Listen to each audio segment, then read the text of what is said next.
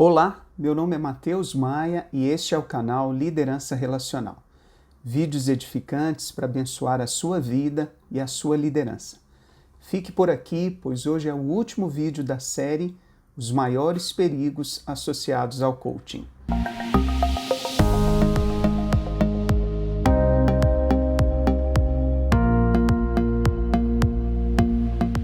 Bem-vindos novamente, muito obrigado por nos seguir.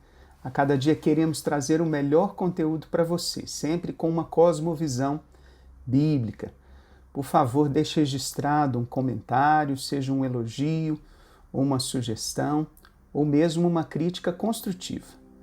Eu peço aos amigos e irmãos que me seguem que compartilhem esse vídeo. No final tem uma mensagem que pode mudar a vida de muitas pessoas. E se você ainda não se inscreveu, eu peço que você se inscreva. Se você está gostando, clique aí no joinha e não se esqueça também de marcar o sininho. Muito obrigado. No último vídeo, aqueles que viram, eu tratei sobre mais um perigo imerso no coaching, próprio do homem pós-moderno, o individualismo utilitário, que em outras palavras é o egoísmo partidário, aquele que só pensa em si mesmo e que está sempre perguntando: o que eu vou ganhar fazendo isso? Por que isso me interessa? Hoje eu quero falar de mais um perigo ligado ao coaching, a influência de religiões contrárias à teologia cristã. Como eu falei em vídeos anteriores, o coaching é uma disciplina influenciada por várias ciências, dentre elas a administração, a psicologia, os esportes e até a filosofia. Mas também o coaching sofre a influência de religiões. Sofreu com certeza a influência do cristianismo, principalmente pela liderança de Cristo, que foi único e brilhante, o maior mestre e líder que já existiu, mas também sofre a influência de outras religiões do mundo. Um dos problemas para nós cristãos é quando nos deparamos com práticas que vêm de outras religiões e acabam sendo ensinadas juntamente com a metodologia do coaching. Poderíamos ficar aqui horas falando das práticas que não coadunam com a fé cristã. Mas quero falar apenas de um pensamento, uma crença que é bem comum nas religiões orientais e que é adotada pelo kardecismo aqui no Brasil. É a negação da divindade de Jesus, ou seja, é a crença de que Jesus não é o Filho de Deus, o Messias, enviado dos céus, o único e suficiente capaz de salvar o homem que está caído. Eu quero ler para vocês um trecho do livro O Coaching como Ferramenta da Liderança Relacional que demonstra isso, esse tipo de crença. Mas antes de ler, eu quero dizer algo a respeito do cristianismo. Isso mesmo. O cristianismo, em essência, é um relacionamento com Jesus. O cristão autêntico vive um relacionamento íntimo com o seu mestre. Mas o cristianismo, como sistema, ele possui doutrinas que nos guiam em direção a Deus. Jesus possuía uma doutrina. Está escrito em Mateus 7,28 que as pessoas que o ouviam admiravam da sua doutrina. Os apóstolos também possuíam uma doutrina que era seguida por aqueles que criam e começavam a fazer parte do corpo de Cristo. Mesmo que cada cristão autêntico reconheça Jesus existencialmente, o conhecimento doutrinário é fundamental para a compreensão da sua condição pessoal e para o seu testemunho. A pessoa de Jesus, como está revelada nas Escrituras, é condição essencial para que as pessoas tenham um encontro com Ele, um relacionamento correto com Ele. Por isso, para a teologia cristã, a pessoa de Jesus revelada de acordo com as Escrituras é de central importância. Mesmo que a teologia pudesse ser definida por falar acerca de Deus em geral, a teologia cristã confere a Jesus o papel central da sua crença. Agora eu vou ler um trecho do livro que fala dessa crença errônea a respeito de Jesus, adotada pelas religiões orientais e pelo kardecismo aqui no Brasil. Está aqui na página 119 e 120. Diz assim: uma das questões, dentre tantas influências que o coaching sofre, é a das diferentes visões que as religiões têm sobre Jesus. Sobre essas distintas perspectivas, Miate afirma que, como Jesus está entre as figuras mais populares da história da humanidade, Não é difícil ver seu nome citado em tipos de ensinamentos diversos ou em livros de outras religiões ou seculares, mesmo naqueles que se opõem à fé cristã. A questão, portanto, é a seguinte: como muitos veem Jesus, alguns o recebem como uma espécie de profeta, ou um líder religioso, ou um homem sábio e digno de respeito. Outros o chamam de avatar da nova era, de precursor do socialismo, de mestre da ética do liberalismo e até de um grande místico. Mesmo não sendo comum a crítica ao seu caráter, ela existe. Mas o que é comum em outras religiões e esferas de intelectualismo é a tentativa de se reinterpretar ou negar a divindade de Jesus para torná-lo mais um elemento da criação. Como exemplo dos diferentes pontos de vista sobre Cristo, cita-se o kardecismo. Para essa religião, Jesus Cristo é o grande exemplo que mostra como louvar o bem e o belo, o tipo da lei moral que o ser humano pode alcançar na Terra. Jesus foi animado pelo Espírito Divino e não pode ser o Deus Criador e Redentor. Ele, na verdade, está entre os espíritos mais elevados e evoluídos, sendo que a diferença entre Jesus e nós é de ordem quantitativa e não qualitativa. Em outras palavras, ele é uma alma como nós que se desenvolveu mais. Palavras de Allan Kardec, 1944, página 308, no Livro dos Espíritos. Miatti declara que essa visão sobre Jesus é encontrada entre os adeptos também da nova era e de religiões orientais. E mesmo que as filosofias orientais sejam apenas parte das influências na formação do coaching, elas, de certa maneira, entregam essa atividade e precisam ser analisadas e comparadas quando se pretende usar essa ferramenta no ambiente eclesiástico cristão. Está aqui, se você quiser saber mais profundamente, pode adquirir o livro e consultar. Eu quero deixar claro que nós respeitamos as pessoas que pensam diferentes de nós. Não estamos aqui para julgá-las. O que estamos analisando aqui são crenças contrárias ao Evangelho de Jesus.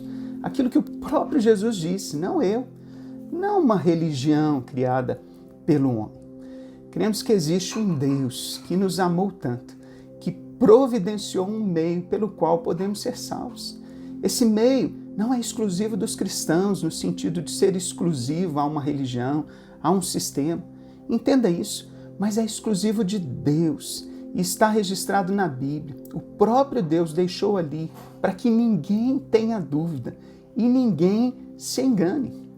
Mas você me pergunta, salvos de quê, Mateus? De nós mesmos, dos nossos pecados, medos, das nossas culpas, salvos também da ira de Deus, pois Ele é santo e há de julgar tudo o que foi feito por cada homem.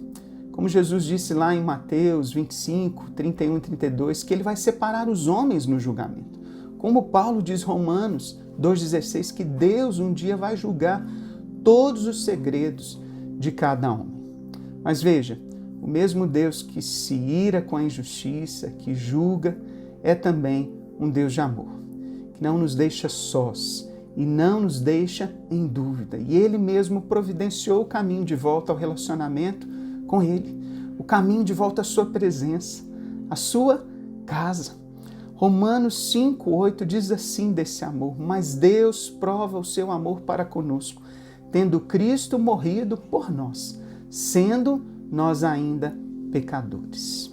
João 3,16 fala desse amor obstinado, desse amor perfeito, porque Deus amou o mundo de tal maneira que deu o seu Filho unigênito para que todo aquele que nele crê não pereça, mas tenha a vida eterna.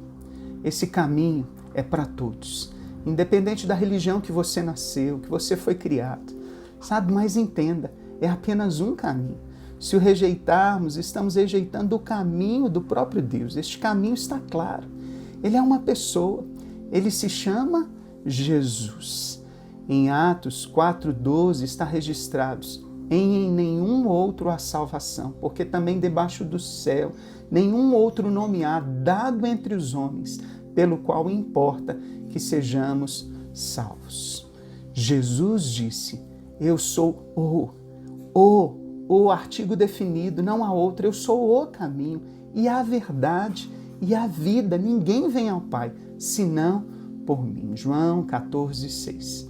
Não conheço outro caminho tão claro, tão objetivo. Ninguém morreu pela humanidade a não ser Jesus. Nenhum outro foi enviado por Deus e deu a sua vida como Jesus.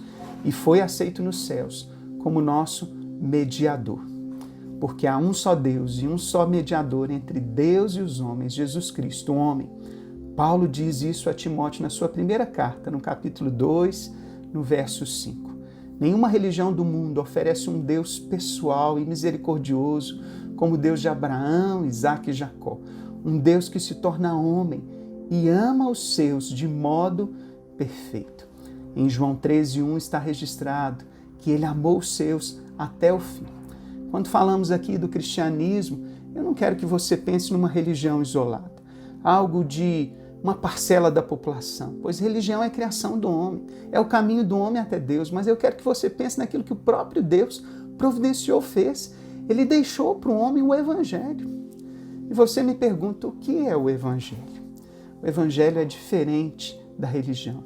É o caminho da salvação de Deus para o homem. É Jesus, o enviado de Deus para nós. Enquanto a religião é o caminho do homem até Deus, é o homem tentando chegar até Deus, o Evangelho é o caminho perfeito e exclusivo de Deus para o homem. Na classificação dessa terra somos cristãos, mas na classificação de Deus não há religiões, mas sim aqueles que recebem o presente, Jesus, o Filho dele, e aqueles que não o recebem. Podemos ter certeza de paz com Deus se recebermos o Filho dele como presente dele para as nossas vidas. Eu quero te perguntar, você já recebeu esse presente? O que você tem feito com Jesus, o presente de Deus? Você já teve um encontro com Jesus? Você já entregou sua vida para ele? É muito simples. Basta se arrepender dos seus pecados e recebê-lo como o Senhor da sua vida. Fazer ele dono da sua vida. Por que se arrepender? Porque o pecado nos leva à morte e nos afasta de Deus. Romanos 3:23 diz que todos pecaram e estão destituídos da glória de Deus. São carentes, não possuem a glória de Deus. Sabe, ninguém consegue chegar a Deus por si só, por métodos humanos. Romanos 6:23 diz que o salário do pecado é a morte, é a perdição eterna, mas é também a separação de Deus no dia a dia. É vivermos sem a presença de Deus. E por que receber Jesus? Porque ele é o presente do Pai para nós, o único caminho de volta a Deus. Efésios 2:8 diz que pela graça, pelo favor de Deus, nós somos salvos, mediante a fé, quando nós cremos. E isso não vem de nós, é um presente de Deus, não vem de obras humanas, para que ninguém se glorie. Deus não divide a sua glória. Veja, é presente de Deus. Pela graça somos salvos, quando confiamos de todo o coração nele e também na sua providência para nós. Paulo diz em Romanos 10:13, todo aquele que invocar o nome do Senhor será salvo. Sabe, um dia, quando nós chegarmos na presença de Deus, ele vai perguntar por que nós devemos entrar no céu. E você, então, terá que responder. Talvez não seja você que responda, mas Jesus que está ali do lado de Deus como nosso advogado. E o que Jesus disse? Aquele que me confessar diante dos homens, eu confessarei diante do Pai. Eu quero te perguntar, você quer entregar sua vida para Jesus hoje? Você reconhece que é pecador e não há outro caminho? Só existe um caminho chamado Jesus? Então ore comigo nessa hora, repita essas palavras, diga assim, Senhor Jesus, eu hoje entrego a minha vida nas tuas mãos. Eu me arrependo dos meus pecados e aceito o seu sacrifício na cruz como único e suficiente para me salvar. A partir de hoje eu te faço Senhor da minha vida. Seja Senhor, seja dono, seja o meu Salvador. A partir de hoje eu quero caminhar contigo, te obedecer e viver uma vida de amizade com o Senhor. Muito obrigado, Senhor. Sabe, se você fez essa oração de todo o seu coração, né? Você pode ter a certeza que está salvo. Essa certeza não vem de você, vem de Deus, vem da palavra dele. Sabe, Romanos 10, 9 e 10 diz assim: se com a tua boca confessares a Jesus como Senhor e no teu coração creres que ressuscitou dentre os mortos, você será salvo. Por quê? Porque com a boca se confessa e com o coração se crê. Sabe, Deus conhece o coração daqueles que são sinceros. Pecado nós temos, a natureza caída nós temos. Pecados nós vamos cometer, mas andando com Jesus e recebendo o amor dele, ele vai lançar fora todo medo, toda insegurança. E a cada dia nós vamos melhorar. 1 João 5,13 diz: eu vos escrevi essas palavras para que tenhais certeza da vida eterna. E nós sabemos que a vida eterna é Jesus. Viva com Jesus e você terá essa segurança de vida eterna. Queridos, muito obrigado por me acompanhar. Por favor, compartilhe esse vídeo para que ele abençoe outras pessoas. E lembre-se, sua é a vitória em Cristo Jesus na liderança.